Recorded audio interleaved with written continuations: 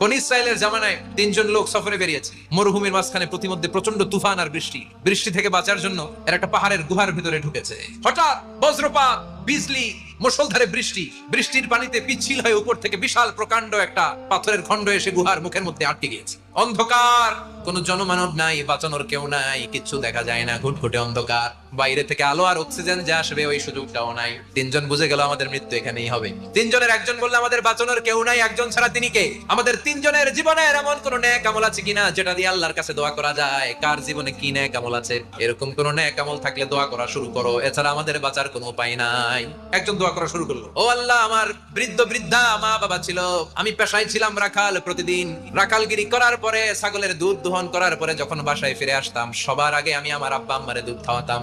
আব্বা আম্মাকে দুধ খাওয়ানোর পরে আমার সন্তানদের মুখে, আমার স্ত্রীদের মুখে আমি দুধ তুলে দিতাম।